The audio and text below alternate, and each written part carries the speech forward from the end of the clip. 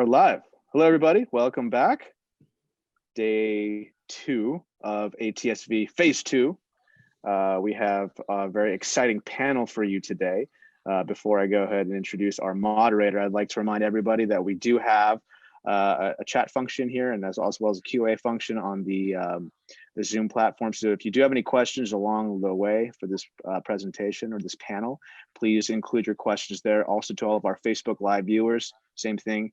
Please include your questions. They will be fed to me live, and we will address questions at the end of the panel.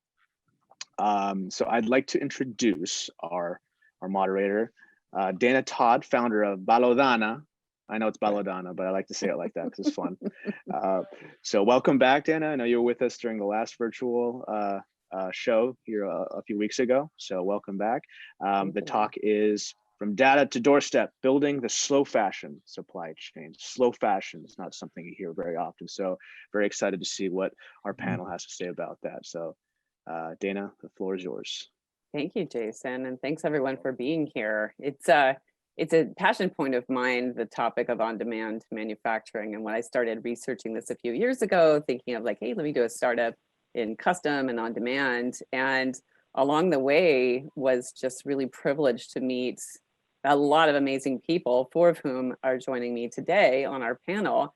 Because when you look at the sort of dream versus reality of on-demand and custom manufacturing, we're actually a lot closer than you might have imagined. But we also have a little bit of, we have some challenges and obstacles to overcome. So we're going to explore all of those today. And I'm very excited to bring you a stellar group of experts in covering everything from the manufacturing side to the technology side. So I'm going to go through each of our speakers one at a time and ask them to introduce themselves, starting with Ketty Pillay, who is VP Global Marketing for Gerber Technologies. Ketty, tell us a little bit about you and Gerber and what you guys are kind of doing in the on-demand space. Yes, hello Dana, hello everyone. Thank you for having me. I'm very happy to be there. So I've been at Gerber for 2 years now, and I've been in the industry for 15 years now, in Europe and then in the US for 2 years. So I had the chance to really discover the different aspects and the different geos on the business and the link between them. So at Gerber, we do have for a couple of years now an on-demand solution, which is just increasing year over year, just to we've seen that, yes, the fashion and sometimes slow fashion, slow to move, but then it's also a world of opportunities with digitalization and then the end-to-end solutions that Gerber's provide, which allows to cover all the process. I would say from the e-commerce, then from digital product development, covering 3D, covering all the management of the collections virtually or remotely, and going right through the production. So you can, for example, we have an innovation center in New York where we show how to go from a 3D garment to a live product in less than 1 hour. So on-demand and customization is really, I would say, in the DNA of Gerber. So we can talk a bit more about that in a minute. Amazing. And next up, we've got the head of PR for Shima Seiki USA, Hayato Nishi. Please tell us a little bit about yourself and what cool and interesting things Shima Seiki is working on right now. Right. Hi, everyone. My name is Hayato Nishi. I am the PR manager at Shima Seiki USA. I'm pleased to be here with you and all these amazing other panelists today. And I would like to share a little bit about our company for those who don't know about us. So Shima Seiki started off in 1962 with the world's first fully automatic glove knitting machine. Since then, he took the 5 fingers and figured if you stick the 3 middle fingers together, you could get a body. And then the thumb and pinky could be kind of like your sleeves. And then the cuff portion could be more like a turtleneck. And so in 1995, he came up with the idea to expand those machines. And we pioneered whole garment 3D knitting technology over 20 years ago. And so this technology is super special because it goes from yarn to garment, which allows for more on-demand and just-in-time kind of manufacturing models. In parallel to this flatbed knitting machinery, we've also continuously pushed our digital capabilities with the Apex design system. This allows designers and brands to digitize designs starting from the yarn level and simulate fabrics that can be sent to the manufacturers. Overall, we just hope to be your choice and one-stop shop for all your knitting and digitalization needs. Thanks, Hayato. And continuing the discussion around machines, the third generation CEO of Henderson Sewing Machines Inc. I think, is that right? Co Inc. Frank Henderson joins us, and I have to say, just on a personal note, I've really enjoyed hearing the wealth of knowledge that Frank has and the point of view he has around how to make the impossible possible, and also utilizing different labor forces, specifically in the United States, and a more distributed way of using smart machines to fulfill all that stuff. So Frank, I kind of took a little bit of your thunder, but please tell me a little bit more about you and what your company does. So thank you, Dana, and thank you each for being able to join here today with each of you. So Henderson Sewing Machine is a third generation, founded by my father, then my grandfather joined, and I became the third. So I was actually born in this industry, most likely, because my father and grandfather, my grandmother, as well as my mother and father both came up through this industry. So for me, this is my 45th year in the textile and sewn products industry. Having been birthed here, I've seen the full transition of what this industry has been and can be going forward. So today, I think that each of these, Ketty, Nishi, and David will also talk about this digital core. So what does it really mean, this digital supply chain? We'll talk more about that as we go along today. Yes, we're a provider of equipment and technology to enable a truly digital supply chain. And so that for me has been a quest over these last number of years. And I think now we have the opportunity and the possibility to see this come full circle. So where we saw insourcing, outsourcing, and globalization because of all the other bilateral trade agreements they called with GATT, NAFTA, CBI parity, and many others. Now we see full circle where industries do have an opportunity through this microfactory or a digital factory, I would like to call it, have the opportunity to actually do local for local manufacturing here in America, near to the consumer, near to the largest consumer market in the world. So I look forward to our conversation and certainly look forward to working with any of you who might also share this same dream. Thank you, Dana. Thank you. And last but not least, we have David Prentice. And David is the co-founder and SVP Sales and Marketing for OnPoint Manufacturing. And I met David, well, gosh, I think it's been about a year or so now. And they have a really interesting DNA at their company for how they came into the sewn products and doing on-demand, small batch, and even lots of one manufacturing. So David, please tell us a little bit more about yourself and what OPM is doing in the on-demand manufacturing space.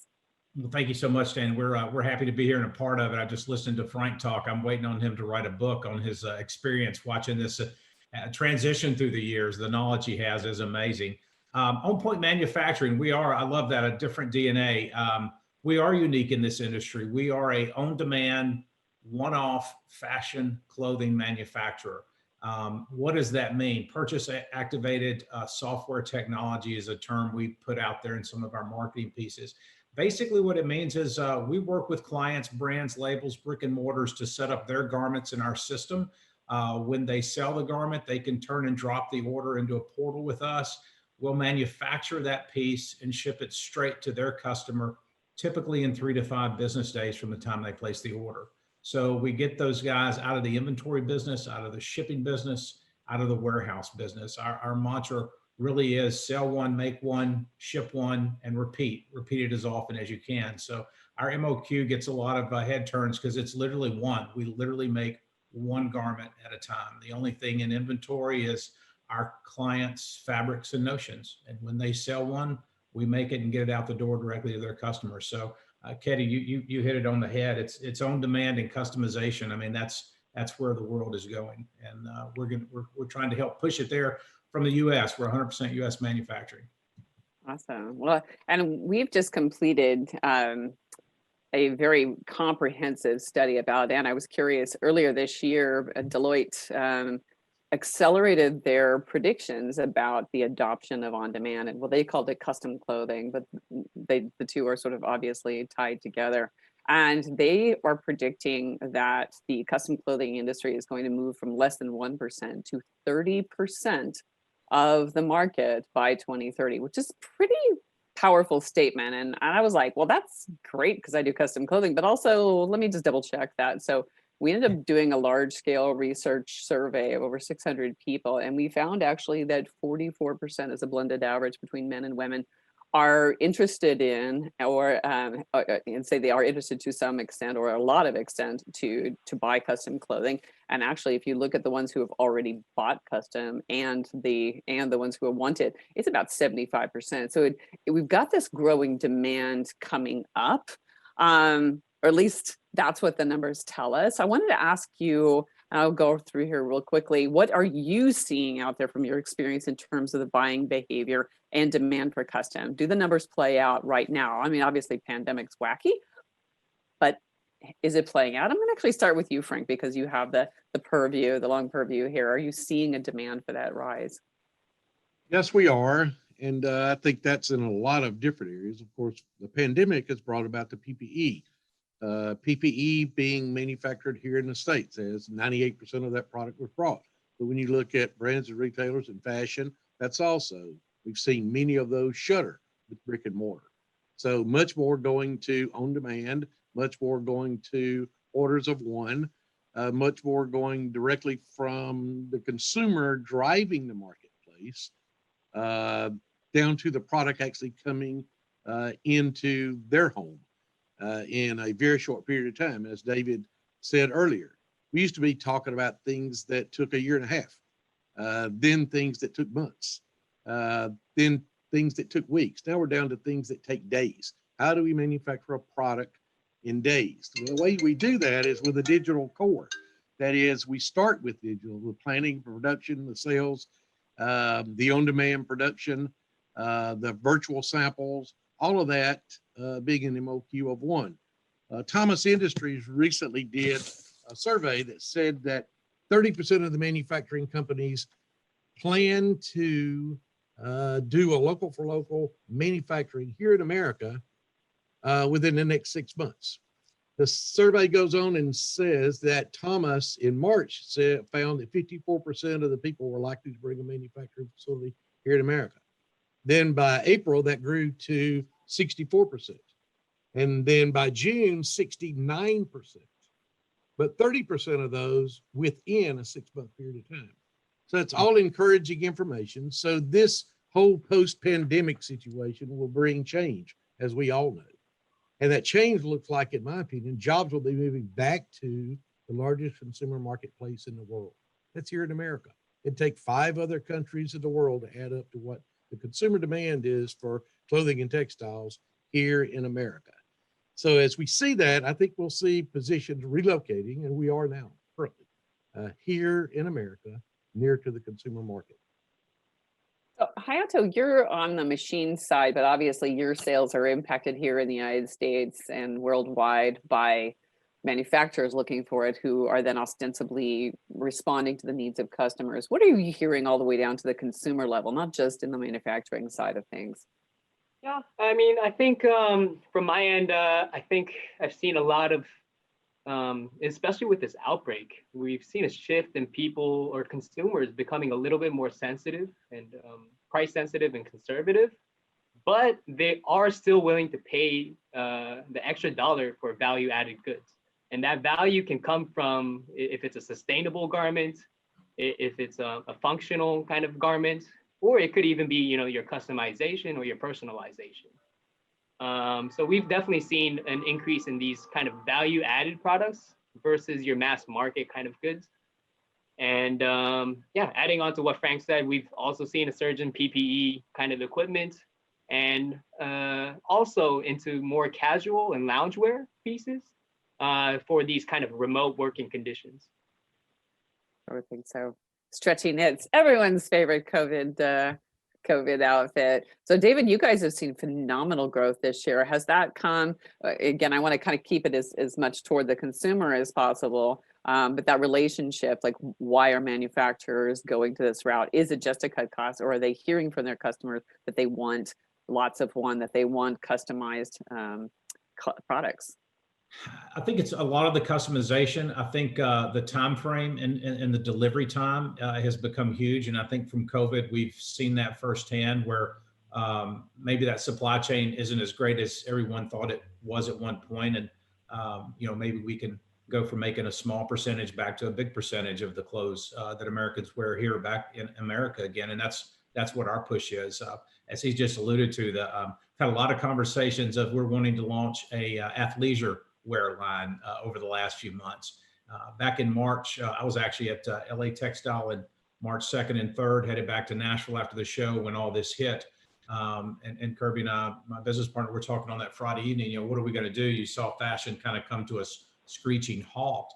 And we decided masks were something that we could help out the industry with in the pandemic. And literally our point was to try to keep our employees, working during this time. And so we went through with some medical insight, 4 prototypes on Saturday, finalized the prototype, cut the first mask table on Sunday morning, got the first PO for 30,000 at 9 a.m. Sunday morning. So we actually saw a niche, and in 36 hours we're selling and shipping what we had developed in that time period, where I've had, one of the, a very large designer say that from the time he puts his pen down till he gets that, from sketching the garment till the time he gets it on a hanger, it's 18 months. This model, this technology, and what this is about is time to market. And in 36 hours, we capitalized and were able to get out there and help in the marketplace. That's phenomenal. So Ketty, I'm going to switch the question up for you. So we all agreed, everybody wants this stuff. We've wanted this for how many years? Out there, like 20 odd years, right? So it's out there, and yet it still hasn't become like the norm. So how do we meet this demand? What has to change? And also what's already in place that's enabling that shift to the personal, custom, and efficient manufacturing? Well, I would say with Frank, David, and Hayato said, this pandemic happening, it's just overnight, basically, just changed everything. But also it didn't create, I would say, new trends. It really accelerated. It accelerated trends which were already existing. People were already shopping on the web, but they were going in shops, trying on, getting measured. So now within overnight, this completely stopped. Everybody was home. Everybody has been going on the e-commerce. Everybody has been just forced to be digital, to shop online, to get food, grocery shopping, everything. And this forced, I would say, the industry to rethink and to say, okay, what can I do to answer the demand of my consumers? I need to go online. I need to produce what they want. Overnight, they said, well, I don't want a nice suit or costume. I want a mask. I want more loungewear, as Hayato said, or I want more sports equipment things. So they had to be very agile, adapt very quickly. And the only way to get this agility and flexibility is to be digital. Just think, people working remotely because of the pandemic, so not being able to work with pieces of fabric, difficult to source because the travel is getting difficult, the shipping getting difficult. So you need to have everything digital, and then the 3D has a huge benefit. So just think, if you connect the e-commerce with a 3D and being able, for example, to get measured automatically, taking a photo, for example, so everybody has a smartphone, so you can get your exact measures, and then you make the on-demand and customization possible. And if you connect all those pieces together, then you answer the demand of the people who are home, like you and me. We are all working from home, and say, well, I would like something that looks my personality, gives me a little bit of happiness in my day being at home. And I want something custom with a print I like, with something I want, but comfortable, maybe loungewear. It's the only way to connect the pieces, brought it to life, as Frank said, the word microfactory, to produce very quickly, very short runs, can be a couple, can be just one, can be even made to measure when you get those measurements virtually. And then because when your pieces are connected in the microfactory, you not only see the design in 3D in your own avatars, for example, personalized, but you go right through the production and you see the garment live, ready to be shipped. And if you push one step further to digitally print, then you get any color you'd like, any print you'd like David can talk about that on his process. Then you avoid all the sourcing issue to get the right fabric, get enough, you just print on demand. And by digitalizing the process, the fashion industry is now able to more and more answer the demand and shift very quickly. Today, cases are rising again, so PPE is coming back. We don't know tomorrow what's going to happen, if it will be more PPE or if we'll go back to normal. And it's impossible for the manufacturers to predict whether they need to produce shirts or they need to produce loungewear. So the only way they have is to be flexible, agile, and on demand.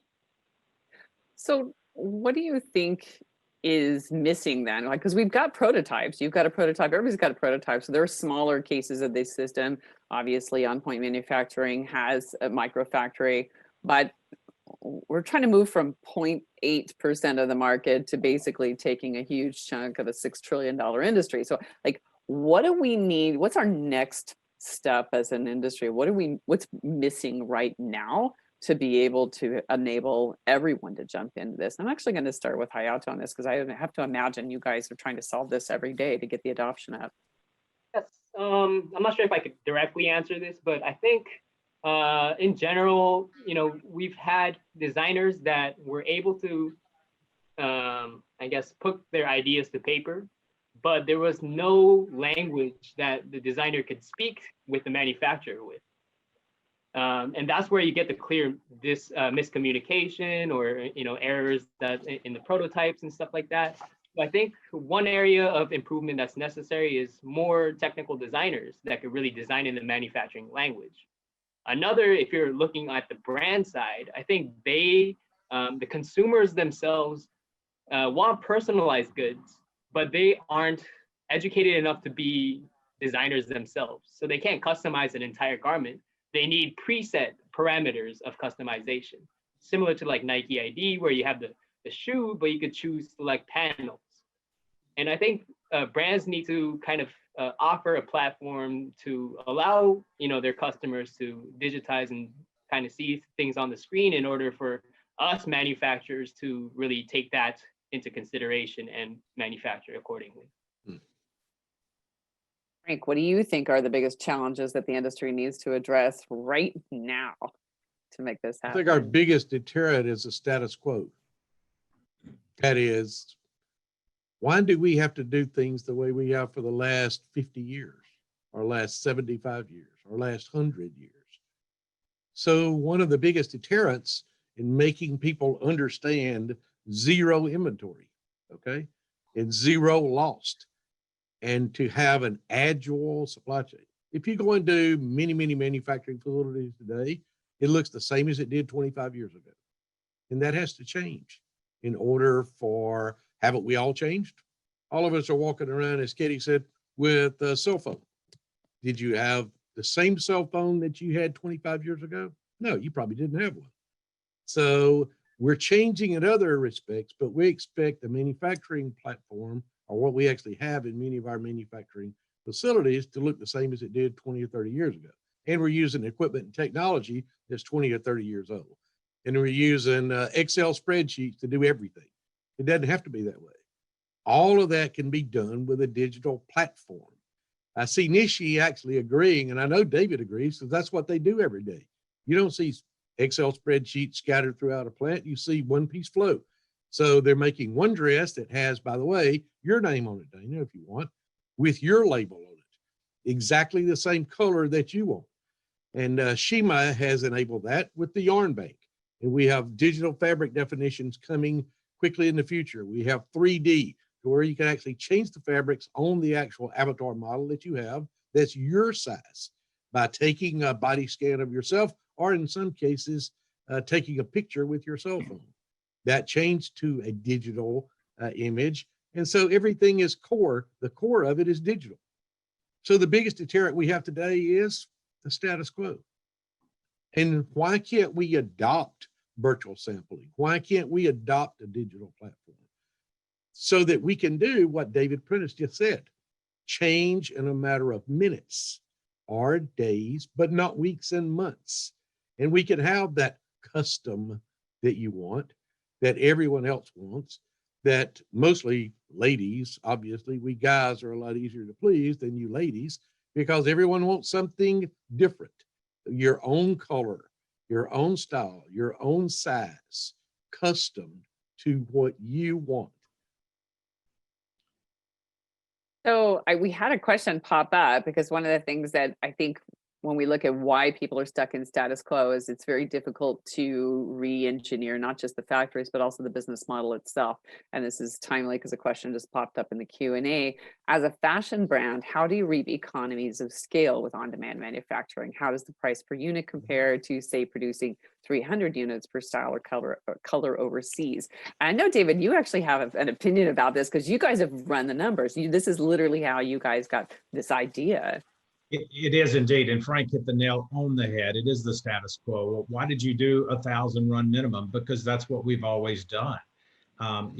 There's a dump truck of textiles around the world, landfilled or burned every second because we've done it the way we've always done it. And you have to start change somewhere. I had a buyer for a large brand. She said, sustainability is just a word until we start acting and we start using our money to follow that path. And that's what has to happen. I have that question that you just asked posed almost daily. Can you do 1,000? Absolutely, we can do 1,000. Not that I wouldn't want to make them, but my reply is, why do you want 1,000? I know you haven't sold them. And it's because we have to have inventory, and you don't. So it is a different adaptation of mentality to the way it's always been done. Is it cheaper per unit cost for 1,000 pieces than one if you make one? Absolutely. But the message is, it's not the cost of the goods, it's the cost of the goods sold. So if you did that 1,000 run, you've got 206 left over when you're done. What was your true unit cost? And if you did it in overseas, in Mexico or Asia or Vietnam, how many, you went over there twice, what was that cost added to that unit cost? So once you start to dissect and see everything that's involved in that individual unit cost versus sell one, make one, ship one, it can really start to change your mind. But it's an internal reflection that the industry has to have to start. And that's why today, as a new brand or small brand or designer, some of the things we're working with Gerber on, the barriers, the walls are coming down where they can take their product to market now. They can get it developed. They can get the tech pack, the patterns put together, and they can launch their own brand through social media with their own website. And they don't have to rely on a huge brick and mortar to order their garments and then return them back to them when they're not sold. It's true. Yeah. Well, I think a lot of, well, especially when you look at like Wall Street, right? How many retail brands are owned by hedge funds? And when you look at it from the retail side, you don't actually see the waste and the returns and all of that. That gets moved over to like a different spreadsheet. So like everyone's bonused on a cost per unit, and everyone's bonused. So they're reporting the numbers that, are meaningful to their jobs, but that just keeps kicking the can down the road for the actual final cost of all this. And so I've yet to see a retailer or a brand really come out and publish the full and true loaded cost of each one of these, including the waste, including the returns, including all the other stuff. So it'd be interesting if that transparency thing was real, right? Depends on how many columns they want on that Excel spreadsheet, I guess. Oh, that's true. And David, to add, I think it's an excellent point because it's not only the price per unit, it's also at the end how many you will sell. And also you will sell full price because a lot of the garments are never sold. It used to be before the pandemic, like 40% are never sold, which is huge, but also discounted because a big portion is discounted. So at the end of the day, what is your margin if you discount the garments because you're at the end of the season and you just need to sell them? And on demand, you don't have this problem. You just produce when you already sold it. So as you said, Frank, David, you have no inventory. You have the guarantee to sell full price, and you can even sell a bit more because you produce something which is personal and speaks to the person. So you can add an extra tag. And for example, I know, David, that you used to write the name of the person on the label. I really loved it. It sounds super personal that you receive a garment and yeah, maybe willing to pay a bit more, but at least no discount. So the economics of the business is completely different. It's not a matter of price per unit, but a margin at the end of the day. Yeah, I do think And we're Dana, going to you're have looking it. at direct to the consumer, and you're looking at a situation to where the consumer is driving rather than massive overproduction so that we hose up. The other thing is it's a different model. You're talking about demand and then supply, okay? Not just massive volumes that 30% get thrown into landfills, which is not sustainable. And we're seeing that model move quickly into many more of the younger than I folks out there today. So I think that that's where we all need to go. And there are some projects scattered throughout America which are doing this today in real time. David and the people at OnPoint are one example of that. This is reality. What they're doing is real, okay? Not imagined, but real. But at the core of all of that is a digital supply chain. So completely vertical integration up and down the completely vertical supply chain. And that's important. Absolutely. Well, I want to move on to the next question here, and I'm seeing all these things pop up. So this is kind of an interesting kind of question. So I know Frank and David, you guys, you're very much on the side of American manufacturing and let's make it here, local for local here. Hayato, you serve a global audience, and so you have, access to understanding those markets. And yesterday, I don't know if you caught any of the sessions, but there was a presentation talking about, the global supply chain and the reliance on Asia and how things are changing, but not as much as that you would have expected. So what I think the reality, my opinion, the reality is that we're going to have a blend of that because there are efficiencies and products and things that have come out of having a global supply chain and we still want to be able to tap into. So I'm going to throw this over to Hayato and have you take sort of the globalist side of things. Like what does an integrated global supply chain look like that still leverages local to local in the United States? And then I'm going to take it over to the US side and see how you guys think this through. I think one of the best case scenarios that we've seen so far with our customers is, for example, if a customer already produces bulk goods overseas, one thing we could consider is creating kind of like a capsule collection that's more trend oriented or season oriented that can deliver more of the trend colorways or something that's more responsive to that certain time and produce those in more limited quantities domestically. So you could take advantage of both mass market kind of production to reach a more mass scale audience, but then you could also create these like limited capsule collections, which you could price point a little bit higher and manufacture stateside and hope that that could add that value for consumers to pay that extra dollar. That's true. Now I'm going to flip it over to you, Frank, because I know you have strong opinions about this. What does it look like? Is it just going to be truly 100% American for American, or is there going to be a global component to this? I think the world's a global marketplace. And I think that if you look at equipment, technology, that kind of thing, Nishi, for instance, is Shima Seiki, okay? Gerber with Ketty, they manufacture products globally around the world. They also distribute products around the world. So I think it's a global marketplace.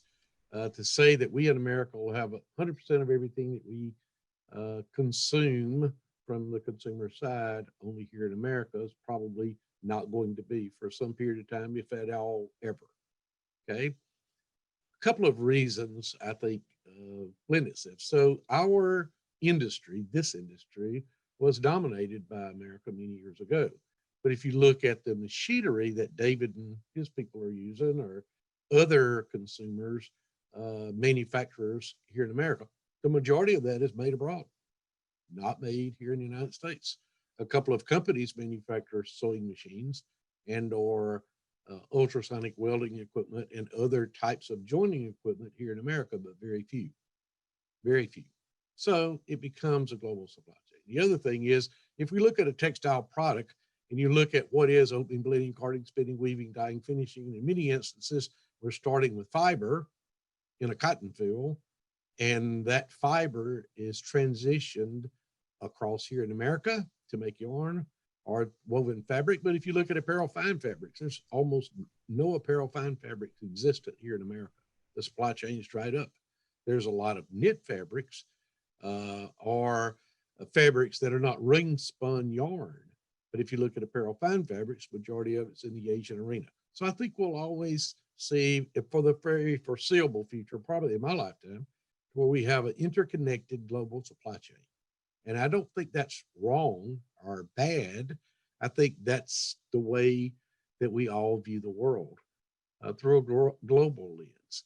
But I think that can be connected in what we're talking about here, and that is fast, agile supply chains, okay?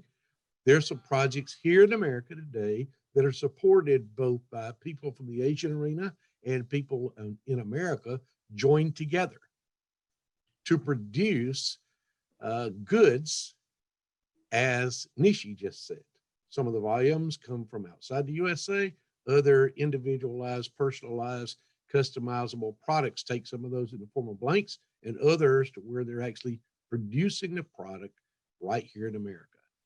The other thing I think that we all have to understand is that we in America have lost about 2.5 generations of people.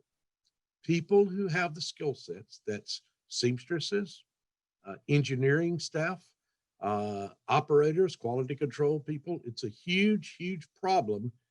Some of that is being addressed now in places like Isaac's, who are actually developing classes to actually teach sewing. Many years ago, people thought that a seamstress wasn't a very skilled position, when in fact, it's a highly skilled position, okay? Try it and then understand. And some have. So that's a deterrent for us growing here in America at a rate that we would all like to. But the reality is it's going to take time. It's going to be painful.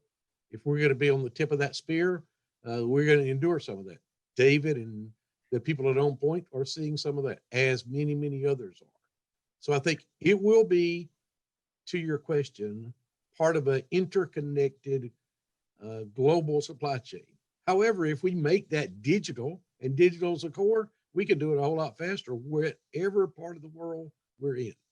That's true. Well, that's a really good segue to the question about jobs that popped up. I don't have a name here. Will there be more jobs in this industry in the USA? And if so, what type of USA manufacturing? And do buyers have to expect significantly higher prices for a smaller MOQ and made in USA? So that's kind of let's unpack this first by talking about jobs.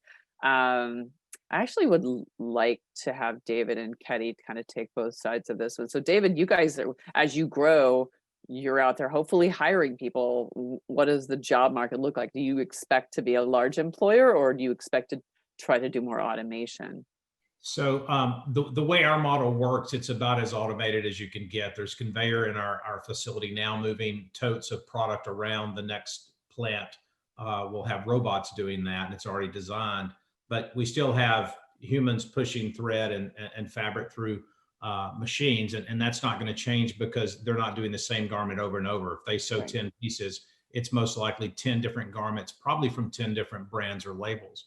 So we are hiring constantly to try to find sewers and quality sewers. We have training programs implemented within our facility. Frank alluded to Isaac up in Detroit. What Jen's doing up there is fantastic. Carhartt's got behind that to try to take some of the skilled trained labor from the auto industry and teach them new skills. And that's what we're trying to do at our facility as well. When we first built our test facility to prove we could do this model 11 years ago in Coleman, Alabama, we actually had 3 generations in their sewing. We had grandma, mom, and the daughter, and all had sewed historically before, and then those jobs disappeared, and those huge Vanity Fair sewing factories in Coleman became distribution centers for product made in Mexico or overseas, and the sewing disappeared.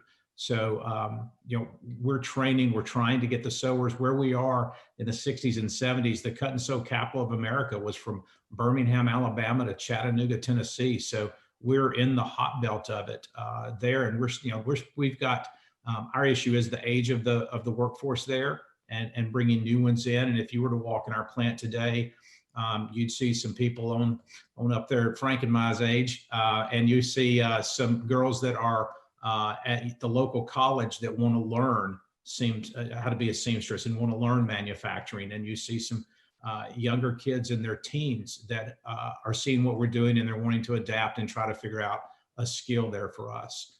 Frank was talking about the different components, a sewing machine mechanic. That's almost like trying to find a brontosaurus today.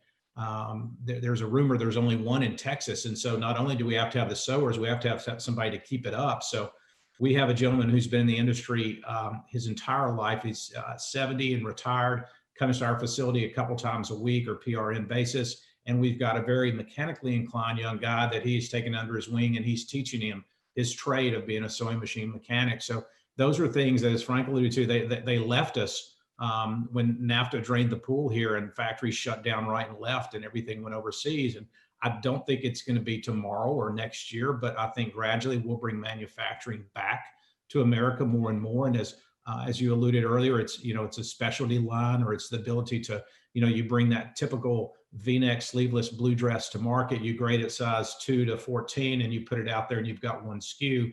Using on demand and customization, you can bring it out in a V-neck, a boat neck, a round neck, a scoop neck. You can bring it out sleeveless, short sleeve, long sleeve, pocket options, and ability to adjust an outseam up or down in 1-inch increments. And you can bring it out in 10 different colors instead of blue. And maybe it's the purple that outsold the blue, but traditionally you wouldn't have known that had you not had the opportunity to do it. And the grading, the sizing range is a huge issue out there now.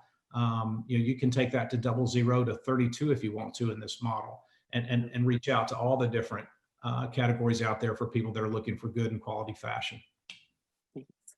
I'll address the buyers having to pay higher prices. I think yes, but they already are paying more for sustainable goods, right? But I actually think that part of what will work there, and maybe I'm biased, Balodana is a marketplace, so we're not a retailer. We don't do a triple or a quadruple markup on things. So I think a lot of what we have this panic attack when we think about, oh God, Americans, they're so expensive. We can't possibly afford to have them making anything, or a pair of socks would cost $500, right? Well, that's not actually true, especially when you start, you have to change the technology, you have to look at the business model and do more of a direct to consumer model, or something that's going to allow you to bring those prices down. But Ketty, before we jump off this subject though, I know that Gerber is doing a lot towards training. You were talking earlier about digital, right? So the digital jobs and technical jobs, as you described, people who can work with machines, people who can work with 3D technologies. It's not just sewists. There's a huge gap in the market. What's Gerber doing to try to help fill that? So as David said, there are still jobs and there is still a need, even with automation. And the difference is that the people needed are more expert to use their expertise. And then the automation, like IoT or artificial intelligence, is going to replace like the tedious, I would say, activities. When David mentioned you had plenty of colors, of pocket placements, or sizes, if you have to redo the patterns manually for each one, it's impossible, or you need an army. But with automation, the automation can do it for you. Then you can use the expertise, the person, to do perfectly fine the grading or the pattern first time, seeing 3D, and you use their skills to their best abilities.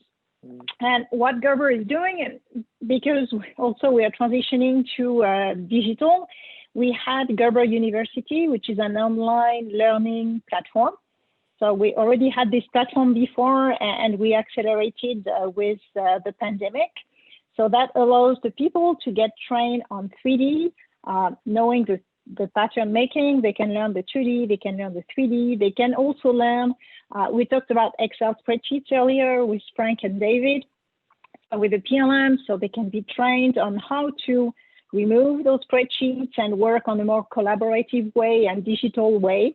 And that goes through the end of the process, not only managing the collection itself, but right through the sewing, where they can have the tech packs and all the technical information to do the sewing properly. So education is really important. So we also partner with many schools, many universities, who are most of them online right now. So we can support them, help them. So in such an environment, I would say being digital and having a digital education is just key. But when you have the tools, anything can happen. You can work remotely, you can work digitally, and at the end, it doesn't, you do even better the process being remote and digital, even the training.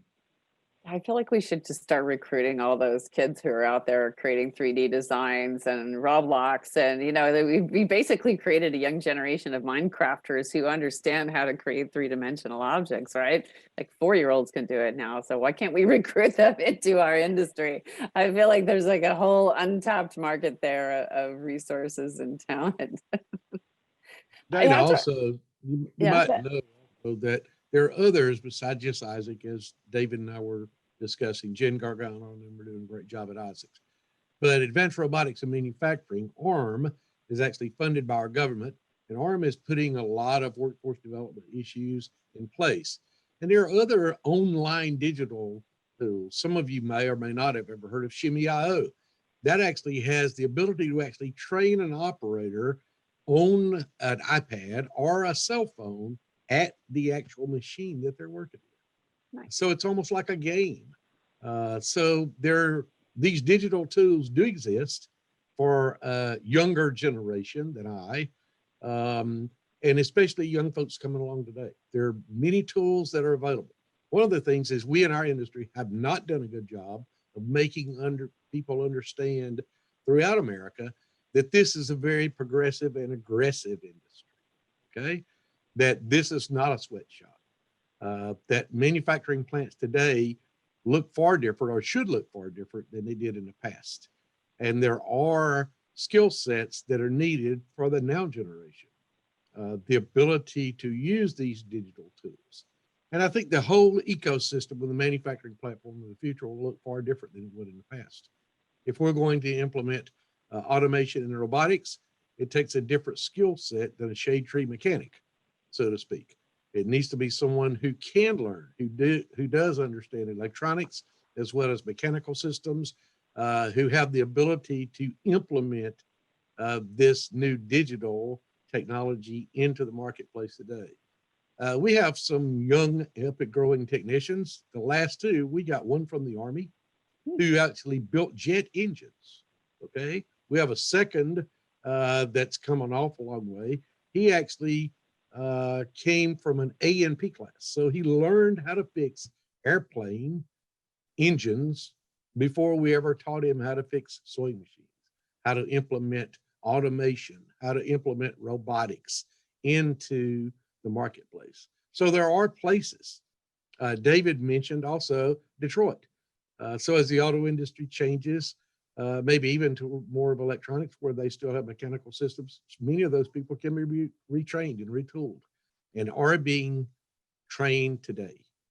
So we do have, there are places that are addressing this workforce development and skills issue. I agree.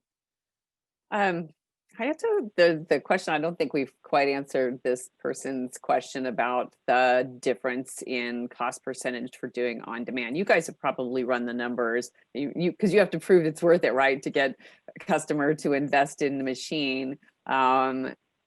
What does that look like in terms of the price per unit for custom versus doing it in a more traditional manufacturing? Fortunately, we've tried looking into this, but it's not apples to apples. It's really apples to oranges. So it's very difficult to put it into numbers, just because cost per unit on overseas goods, they don't take into account the shipping costs or the warehousing fees or the the discounts after inventories are left over, the discarding of garments after they're left over in the warehouse. So these are all issues that we also want to kind of pinpoint and kind of convince designers and brands to really just get out of this old school way of thinking and change the status quo, as Frank had mentioned. We just really need to have people shift away from unit cost per piece, and just look at the overall picture of benefiting from having properly priced retail sales or full price sales, as Ketty mentioned, and just increasing that in order to really change the supply chain to become a lot more sustainable and reduce the waste, reduce those garments going into landfills, reduce the cut waste that's coming out from cut and sew garments. And so I think there's different areas that we could really pinpoint, but if you look at the overall picture, you can't really compare side by side, unfortunately. I see. I see some frustration from one of the questions in the side panel here is kind of asking for that. I mean, I think every producer is going to have to run their own numbers, right? They're going to have to kind of do their own math. I'll read out loud the question here. It says, you can't ignore the cost to produce, and no one is willing to talk about the actual difference for on-demand. Smaller brands are competing with companies like H&M and Uniqlo, and the customer is trained to expect very low prices. So there's still incentive to produce more and put part of it on sale, but because you can capture customers this way. And it's true. Customers are spoiled rotten, right? We want it now, we want it cheap, we want it disposable, right? Person goes on to say, I'm in the sustainable realm and the challenge of prices are huge. I'm a retailer trying to move into the DTC space, and I would love to be able to do on demand, but it just doesn't seem cost effective. Who wants to address that? It's a sticky wicket, y'all. It is. Let me hop in there, and Michelle, my contact's out there. Reach out. I'd love to have a conversation about it. It's not just looking at that one big discount clothier you mentioned, and trying to compete with them. They have their own internal issues. You have to evaluate your business, your proposition to the marketplace, and let the consumer decide that. I'd rather buy one nice piece than 10 crappy pieces. That's me. And I think that trend is coming. I was raised that way. My mother was the same way. So that's always been there, but I think we have dissipated a little bit, but I do see it coming back. And, sustainability is just a word until we all start to act on it. And that's, I love where you're going with that. Reach out to me. I'd love to have the conversation with you. Look at your pieces. I get the question every day that you ask, well, how much is it to do on demand? How much is a dress? And my reply, not to be too much of a smart butt, but is how much is the house? I mean, there's a lot of variables that go into that question. And each garment is different, but we dissect every one and come back with a black and white price. This is your setup cost. This is your unit cost. Every time I order that dress, it's $23. Every time I order it, I know what it is now. I've got my margin built in there. I don't have any inventory sitting in a warehouse or worse, my living room. So there's a lot of benefits there. Yeah, love to have a conversation one-on-one. Great, thank you. And to add to this, Michelle, for example, in New York, we have a micro factory with Frank Henderson sewing equipment. We have all the end-to-end implemented as David is using. So if you want to see this whole process, if you want to run a test thing with one of your patterns, how it goes and how much it costs, this is something we can work on and help you with. Great, and as you said, Frank, each dress or garment is different. So you just need to make a try, to make a test.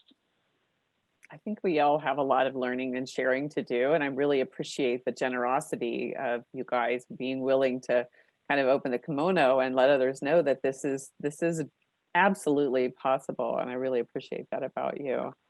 So we're coming up at the end of our session here, and I wanted to not miss our speed round. So my speed round question for you, 1 minute each. I'm going to start with you, Frank.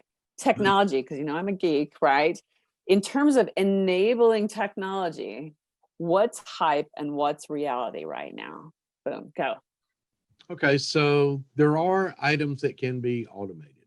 Okay, lean manufacturing modules can be very, very highly flexible, very similar to what David and I are doing. But if you look at a shirt, almost all shirts have collars, cuffs, bands, center fronts. So you can take standard automated technology and you can automate those operations regardless of what the fabric in most instances.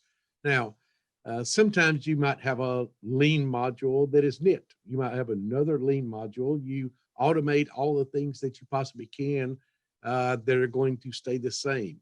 Shirts were done many, many years ago in the 60s to automate those kind of things. So I think you can automate. The other thing is we're developing more and more flexible technology. We even have automated systems where you start with raw goods and wind up with finished product at the other end of the line. Now, it may be pink, blue, green, whatever, but it's still automated. And there are flexible manufacturing modules today that are affordable and can be implemented. Each of those we have to look at individually.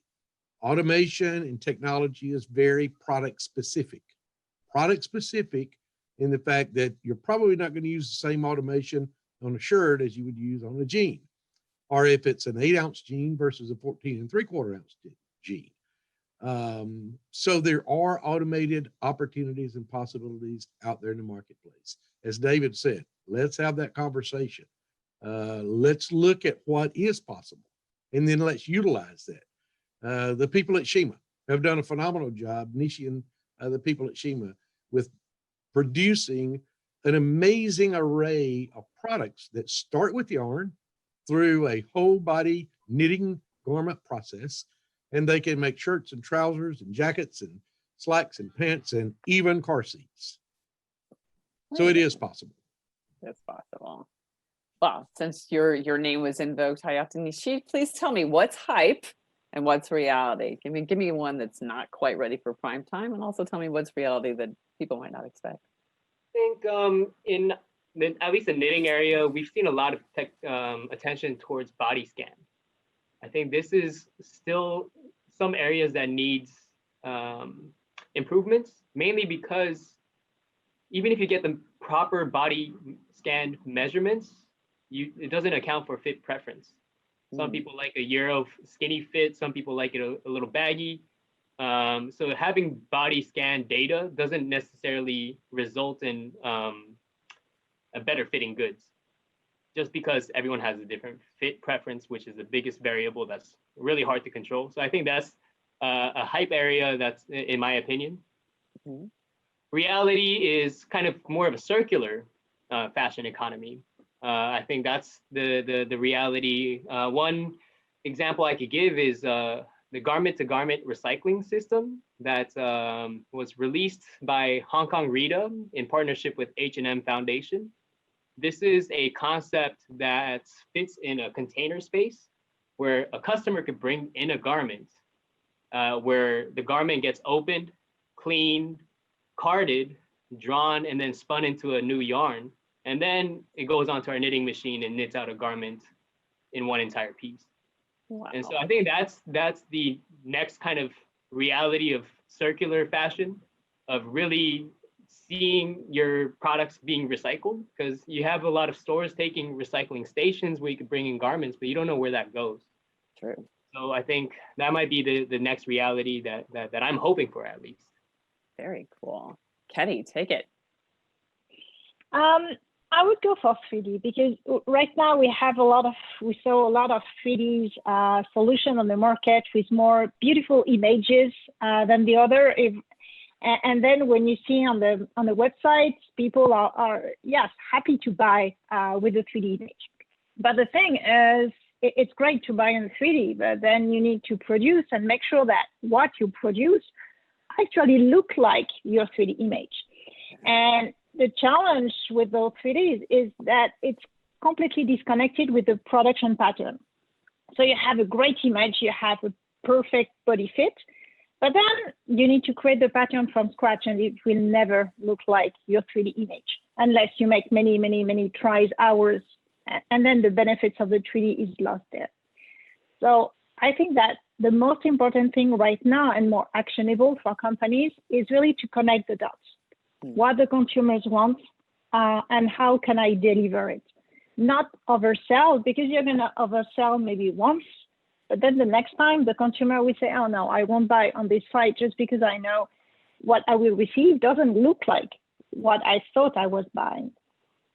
So making expectation realistic, connected to production. So I think that's really essential, connecting the dots and make sure everything we do, even in 3D, is based on a production pattern. So you can produce, you see the fit, you see what is nice, you also see the ugly. If your pattern is ugly, yeah, your 3D will be ugly. And then you can correct, you can make the best fit and get your garment. And this is how you can get a real on-demand, show 3D on the e-commerce, which is nice, and then make sure you can produce it immediately with the right pattern and with the customization options that the consumer chooses. Fantastic. All right, David, 1 minute left. We're over a little bit. Bring us home. Going forth, I'm just going to say ditto. I was on the same page as everyone. I have the call constantly. I want my client to take a picture of themselves, send it to me, and me make the garment. There's a lot of steps in between that just aren't there. Some areas are closer than others. The other thing is the imaging. And real quick, funny story, we worked with Gabby S4, a big designer in New York, to do a better outfit for the Baltimore Symphony Orchestra. So it had movement in the tuxedos and venting and breathability. We did their tuxedos, their pantsuits, and their gowns. We partnered, worked with half a dozen different of the major brands in body scanning and imaging. We took scanners to Baltimore to set up to scan the orchestra. Half of them would not get in it because they did not want to see an avatar. And half of the boys wouldn't get in there. I get the girl maybe thing, but the guys, I don't want to see my avatar. I don't want to see my image. So it sounded great till it came time to step inside. And yeah, don't you have a tape measure with you? Let's go back to. So there's a lot of areas to grow there, but you know, we're at least headed down that path and talking about it, which is great. Great, thank you. All right, Jason, I think we're at the end of our time right now, and I don't know if we're going to be able to get to any more audience questions. I think we can do a couple questions here. Yeah, we have a nice little buffer here. So for that, thank you, by the way, everybody. That was a really engaging. That's how a panel needs to be, should be. You know, with everybody really putting their 2 cents in, and the engagement was fantastic. We've been getting some good receptions from the audience, so thank you very much. Let's see, we are a little bit over on time, but let's see if we can get a few questions in. As a fashion brand, how do you reap economies of scale with on-demand manufacturing? How does the price per unit compare to, say, producing 300 units per style / color overseas? Jason, I don't know if you were probably. We actually incorporated some of these questions as we were going. Okay. Yeah, I know you were doing elsewhere, but one that we did not get to. Yeah, do you see any here that you did not get to? Yeah, somebody asked about, since there's been so much talk about US production over the years and now during the pandemic, the most obvious thing that stands out is the ability to locate them. This is actually a question for you, Jason. Why is it so hard to find US factories online or at trade shows when international companies stand out so much more at trade shows or online searches in North America? Like where are the US manufacturers? That's a great question. Does anybody know the answer to that question? Where are they? I'm doing as many trade shows as I can. they are out there. That's true. However, I think if you reach out to some industry partners, there are manufacturing facilities here in America running. And actually, the majority of them were deemed by our government to be necessary. So many were open. And there's steps that they're taking to socially distance to actually work in facilities today. We have one customer who checks the temperature for every individual person coming into their facility. They're treating their facility actually with a unit called an atomizer, where you actually put alcohol in there. And so the facility is actually treated daily to kill germs and those kind of things. So people are operating. David, I think you guys are operating every day. We're producing products in many, many different places around America. At last accounts, I think about 6,800 facilities here in America still producing product even today during these pandemic times. So yes, it can be done. Some of them are outsourcing into other places and then bringing a final assembly in so they have fewer people, meaning each of those components, which is about 60 to 70% of most garments, are actually components. And then those final components come into a final assembly, which is about 25 or 30% of the operations. So it can be done even during pandemic times. Ketty, I know you had something. Yeah, well, what I would add is with the pandemic, one of the things is that lots of companies joined forces, and I know that Frank, David at OPM, everybody joined forces on a task force for the PPE we had. And one of the things which is really could be helpful is a matchmaking program where you can find suppliers, brands, manufacturers, everybody who is up and running and who can help each other. So I would encourage you to check on the COVID-19 page at Gerber Technology and join the matchmaking. It's free, so you can just join and access this list of manufacturers. So you can find OPM on this and all the people who are ready to manufacture during this pandemic. So where is that again on your website, just so people can write that down? Yes, it's Gerber Technology /COVID-19, or on the homepage of Gerber Technology, you have the banner. And then you can access, it's called Matchmaking Program. So it's completely free and open. So everybody is willing to offer either manufacturing capabilities or on the e-commerce side, or everybody who is ready to help or offering a service. They can register for free, and then everybody can access the list and know who is producing, who is offering materials, raw materials, and everything. Would you be able to post a link? Also, Post a link. Sorry, just really quick. Sorry. Would you be able to post a link to that web page that you were talking about, please, in the chat? That'd be great. Make sure you hit all panelists and attendees for that. Sorry, go ahead, Frank. Yes. Okay. One other thing I was going to say, there's a number of different trade organizations, AAPN, NICTA, SEAM, SPISA, IFAI, a number of different links. So this is all about what Ketty and I are talking about, and all of us together. That is this cooperative, collaborative, partnering relationship among our industry. And this post-global pandemic has actually brought that full force. I've been extremely proud of an industry that stepped forward and said, we can change, we will cooperate together, we'll partner together. It's not about competition, it's about cooperation. And I've seen that more in this pandemic than I have probably in the last 30 or more years. And it's a really good thing for each of us to help each other up and down the completely vertically integrated supply chain. I think that's a marvelous way to very wrap it up. Yeah, and there's a lot last thing to say about, I think that question is also tying into why is it that international manufacturers and factories stand out when you do an online search, and especially at trade shows? Well, just I think on top of everything, it's because there's just more of them. That's where manufacturing has gone, historically speaking. But that doesn't mean that there's not U.S. manufacturers, especially for certain product categories. Let's say you produce denim. Los Angeles is still a very big center for production there. So what I would recommend to anybody that's trying to find these factories is not to do a Google search. That will only get you so far.